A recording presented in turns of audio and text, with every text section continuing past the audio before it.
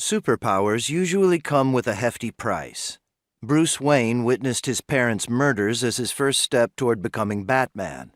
Kal-El was only a baby when his father jettisoned him away from his dying home planet toward Earth, where he grew up to be Superman.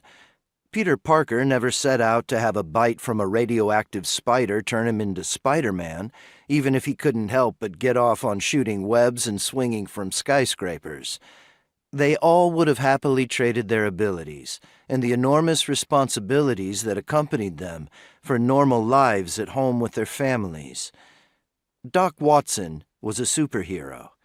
He had musical abilities that set him apart from mere mortals.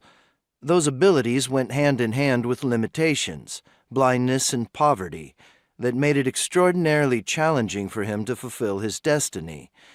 Blindness gave him the spare time to develop his skills fully, becoming one of the most influential guitarists the world has ever known. It also severely affected his ability to venture forth from his little mountain community and share his gifts with the world. He was born 3 days before another legendary guitarist, jazzman Wes Montgomery, and in the same years Hank Williams, Henry Kissinger, Chuck Yeager, Gene Stapleton, Tito Puente, and Albert King. He became the most famous man to emerge from Watauga County, North Carolina since Daniel Boone, but only after languishing in obscurity and collecting state welfare payments until he was almost 40 years old.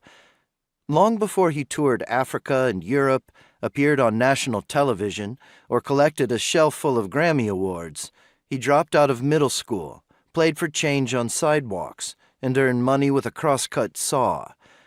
It would have been easy for Doc to play out his days picking guitar for dances at VFW halls and doing odd jobs like tuning pianos. And for the first 2 decades of his adult life, that appeared to be the likely outcome.